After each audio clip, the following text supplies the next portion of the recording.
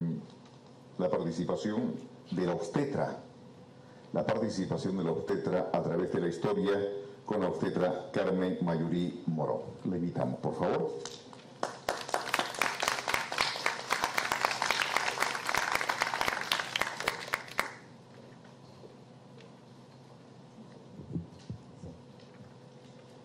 Muy buenas tardes con todas y todos. Un agradecimiento especial al Colegio Regional de Obstetras Lima Callao por permitirme estar con ustedes el día de hoy y compartir la participación del obstetra a través de la historia. Distinguida mesa de honor, estimados todos presentes, para poder entender la participación de la o el obstetra a través de la historia, necesitamos, la que sigue, reconocer en primer lugar cuál es el significado de la obstetricia. Pues la obstetricia es la parte de la medicina que se ocupa del embarazo, parto y posparto o puerperio, que es el tiempo que dura desde que la mujer tiene un hijo hasta la recuperación completa, para volver a retomar su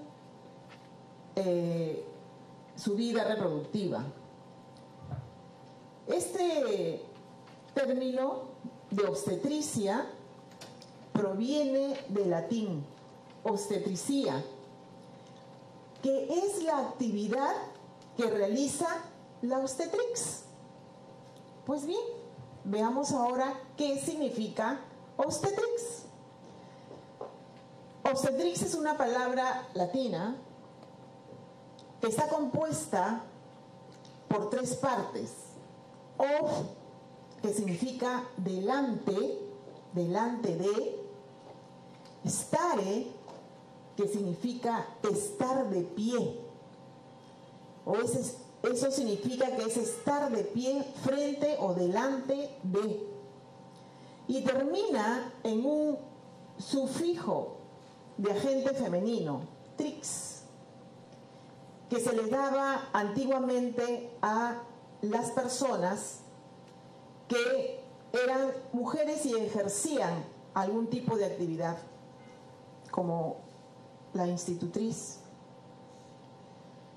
Pues bien, entonces, ¿qué es lo que hace la obstetrix en latín o la obstetriz en español? Es la que actúa permaneciendo en pie frente a la parturienta para asistirla y ayudar a la salida del niño. Así es como nace la obstetricia, que en el transcurso de los años, como toda profesión, va ampliando sus fronteras. ¿Seguimos? Es así que el actual obstetra es el profesional de salud que brinda atención integral y diferenciada en lo relacionado a la salud sexual y reproductiva de las mujeres y su impacto en la familia, comunidad y desarrollo del país. La atención no solamente es integral, sino que también es diferenciada, porque no puedo tratar igual a una mujer niña o a una mujer adolescente o una mujer adulta. Entonces, desde los albores de la humanidad, el parto ha sido atendido por mujeres expertas en el arte del buen parir. Y vamos a ver la trayectoria en el tiempo. Miren ustedes, desde el Paleolítico se tiene conocimiento que las mujeres se atendían solas, Antiguamente, en los albores de la humanidad, la mujer paría sola. Salía de su casa y se iba a un lugar alejado donde no hubiera gente y ahí daba luz. Con el transcurso del tiempo, cuando empiezan a complicarse los partos, y como la mujer, tan pudorosa de sus partes íntimas, no permitía que nadie la viera, pues fue acompañándola el esposo. Hasta que el esposo, al ver que algunos partos se complicaban y no podía hacer nada, buscó la ayuda de otra mujer experimentada, o sea, que haya tenido hijos para que sepa qué podría hacer en el momento de la complicación. Es más, en aquellos tiempos se creía que la mujer que había tenido hijos gemelares o un embarazo gemelar tenía más experiencia que aquella que había tenido un hijo único. Entonces se buscaba a las mujeres que hayan tenido hijos múltiples. Así nace la historia. Pero, ¿cómo evoluciona esta forma de parir? Pues antes, ustedes saben perfectamente que el hombre a través de los años ha desarrollado su forma, su actitud, ¿no? Y la contextura de su columna vertebral. Anteriormente caminaban más doblados hasta que van poniéndose en forma erguida. Al poder erguirse, se produce un cambio en la conformación de la pelvis. Y es por eso que todos los mamíferos, menos el hombre, el canal del parto es recto, pero en el ser humano el canal del parto es en ángulo recto, debido a esta postura erguida que toma el ser humano con el paso de los años. Entonces llegamos a una situación en que el bebé dice, ¿y ahora cómo hago para salir de acá? Y es por eso que muchos partos se complicaban y era necesario la presencia de un asistente, preferentemente femenina, para que ayude a las mujeres en este manejo del parto.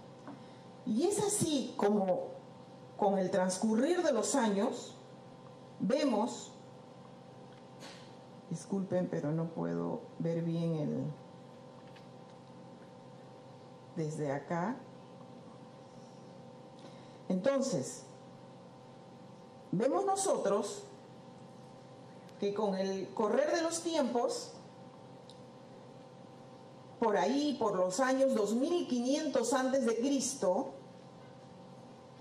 ya había conocimiento que el embarazo se producía con la convivencia o con una convivencia que llevaba consigo una actividad sexual. También se conocían mecanismos de planificación familiar y ya se había constituido que las mujeres eran las que tenían que brindar apoyo a las parturientas. Por los años 1500 antes de Cristo se produce la primera cesárea post-mortem en Egipto y con el paso de los años se decreta que ninguna mujer podría morir, ninguna mujer embarazada podría morir con su hijo en el vientre, por cuestiones básicamente religiosas. Pero más adelante se concluyó de que si era necesario salvar la vida del bebé, se podría también hacer la cesárea post-mortem. Por los años 1025 a.C. ya se utilizaban mates infusiones y hierbas. Estas mujeres, que realmente eran mujeres sabias, que practicaban la partería, pasaban sus conocimientos de generación en generación y ampliaban sus conocimientos con su propia experiencia. Por lo menos en el Perú se tiene conocimiento que por esos años de 1025 a.C. ya se utilizaba el huitapayo, que es una hierba que ayuda a relajar el cuello del útero y a dilatar con mayor facilidad. Por los años 89 al 130 después de Cristo, Sorano de Éfeso, considerado el padre de la ginecología y obstetricia, escribe su primer manual en relación a las parteras o matronas. Y en su libro consideró que estas mujeres debían recibir instrucción y calificación para que puedan realizar la atención del parto con mayor conocimiento. Es más, él decía en su libro de que estas mujeres tenían que ser sabias, tenían que ser distinguidas, tenían que ser fuertes, de brazos y dedos largos y uñas cortas. Entonces ya se venía formando de alguna manera la profesionalización de las mujeres que atendían el parto. Así pasan los años y en el 140 después de Cristo se realiza la primera cesárea histórica en mujer viva. La mujer murió después de la cesárea, pero se salvó el niño. Es así como la obstetricia va avanzando de a pasos, poco a poco, pero también se va perdiendo con la atención especializada, se va perdiendo la naturaleza inicial de la atención del parto como era realizado desde tiempos remotos. Por los años 1500 después de Cristo se realiza la profesionalización de la obstetricia en Francia, cuna de la obstetricia, de donde nacen las primeras sages-femmes o obstetras que atendían a la élite de la población francesa. Una de ellas fue Lois Bourgeois, una sage-femme reconocida que escribió la guía para la atención del parto. Pero en los años 1650 se produce la introducción del hombre en la atención obstétrica. Antiguamente no habían médicas mujeres.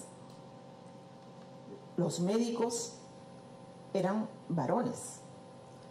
Y ellos empezaron a ver con cierto recelo que estas parteras profesionales estaban realmente abarcando todo el campo de la obstetricia, pero que a su vez no podían resolver algunas complicaciones difíciles que se presentaban, no de manera constante, pero sí en algunas ocasiones provocando la muerte de la madre y del niño. Entonces, con el ingreso de los hombres y de la medicina, se comienza a trabajar otro tipo de obstetricia, una obstetricia un tanto más intervencionista. Es así que aparece la episiotomía profiláctica por los años 1742. También se desarrollan algunos beneficios como la auscultación de latidos fetales a través del vientre materno por el estetoscopio de Pinar por los años 1821. Por esa época, Madame Lachapelle, una sage-femme reconocida, sacó un comunicado donde pedía no al intervencionismo durante el momento del parto. Sin embargo, se siguió con los descubrimientos, con la investigación científica. Por ejemplo, en el año 1847, el uso de la anestesia en obstetricia. Aproximadamente por esa época llega a América otra sage-femme reconocida, Benita Codieu de Fessel. Benita, que es la persona que profesionalizó la atención del parto en el Perú. Vino viajando por toda América y no obtuvo la recepción que realmente se requería para poder poner una escuela de partos. Pero gracias al ministro en esa época, Hipólito Unanue, en el Perú tuvo una buena recepción. En el Perú, por ejemplo, en el año 1861 se produjo la primera cesárea post-mortem. Y en el año 1900 se realiza la primera cesárea con madre viva, realizada por el doctor Barton. La mujer murió 20 días después, porque todavía existía el tema de las infecciones que no se podía controlar. Pero ya en los tiempos modernos las cosas vienen nuevamente cambiando y tomando otro rumbo para la obstetricia, con el descubrimiento de la ecografía en obstetricia, con la genética, la medicina fetal, las células madres. Se abre una nueva etapa para la obstetricia, pero sobre todo se viene a retomar la naturalización de la atención del parto y del nacimiento. ¿La que sigue, por favor? El Perú no estuvo ajeno de todos estos cambios y, como les decía, en el año 1826 se crea la Casa de Maternidad y la Escuela de Partos, dando inicio a la enseñanza formal de la obstetricia en nuestro país. En el año 1856 se incluye estos estudios a la Facultad de Medicina de la Universidad Nacional Mayor de San Marcos, la segunda profesión después de medicina en nuestro país. En 1981, con la Ley 23.346, se reconoce a la obstetricia como profesión médica. Pero es que eso ya lo habíamos visto desde el inicio, desde el concepto. La obstetricia es una rama de la medicina, es parte de la medicina. Es una profesión médica y la Ley General de Salud reconoce a la obstetra con capacidad preventiva, diagnóstica y terapéutica. En 2002 se aprueba la Ley 27.853, Ley del Trabajo del Obstetra y su reglamento. Y actualmente el Colegio de Obstetras del Perú tiene a más de 33.000 afiliadas, colegiadas, procedentes de las diversas universidades del país que brindan entre 5 y 6 años de estudio para la carrera profesional de obstetricia. ¿Seguimos? Y es así como la obstetriz, la obstetra, los obstetras, como queramos llamarlo, han participado en el transcurso de la historia en nuestro país, mejorando parte de la salud pública, relacionada sobre todo con la salud sexual y reproductiva. ¿Qué cosa es lo que hemos hecho los obstetras, de lo que realmente nos sentimos orgullosos? En primer lugar, un fortalecimiento de la planificación familiar. La planificación familiar, señores, llegó hasta el último rincón en los años 90, gracias a las y los obstetras. El fortalecimiento de la pertinencia intercultural y participación del hombre en la atención de la gestante. ¿Quién hace a parir a la mujer de pie? Las y los obstetras. ¿Quién se toma el tiempo de ponerse de cuclillas en la parte de adelante o de atrás de la parturienta y la coge con cariño, respetando sus costumbres, para que pueda dar a luz de la manera como ella quiere?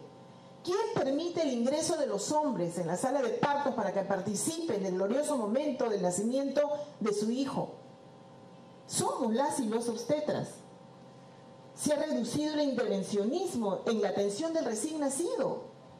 Las primeras en decir, por Dios, basta ya, no le coloquen el termómetro rectal al niño. El intervencionismo, también en la atención de la madre. Dejemos de colocar, de hacer los rasurados y de colocar los enemas. Todo tiene que ser lo más natural. Y somos nosotros los que realmente día a día luchamos porque se quiten estas rutinas innecesarias. Somos nosotros los que día a día luchamos porque realmente se produzca un parto natural y se eviten las cesáreas.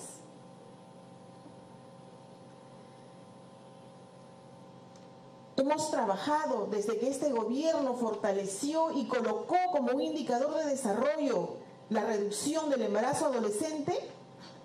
Hemos trabajado con ahínco en la educación sexual integral a los adolescentes. Todas estas acciones han redundado en la reducción de la mortalidad materna, que ya todos lo sabemos. Casi solamente por 2 puntos porcentuales logramos alcanzar los objetivos de desarrollo del milenio, y ahora estamos en pos de los objetivos de desarrollo sostenible. Se ha reducido la mortalidad perinatal y estamos trabajando arduamente para la reducción del parto prematuro, primera causa de mortalidad neonatal precoz. Y se ha reducido el embarazo adolescente, que trunca el futuro del país. ¿Seguimos? Y este sería nuestro gran reto: empoderar a las mujeres aún más en sus derechos sexuales y reproductivos para revertir la violencia de género. No más feminicidios, no más mujeres maltratadas, no más violencia en nuestro país por causa de la pareja o de la expareja. Cuidemos a nuestras mujeres, a nuestras adolescentes y nuestras niñas. Ese es el reto de la obstetricia en adelante. Y es así como la Organización Mundial de la Salud reclama más parteras para salvar las vidas de mujeres y de recién nacidos. Y nosotros estamos ahí, de pie, en la lucha para continuar trabajando por mujeres, niñas, adolescentes, hombres, familias, comunidades, para seguir trabajando y luchando por el desarrollo de nuestro país. Muchas gracias.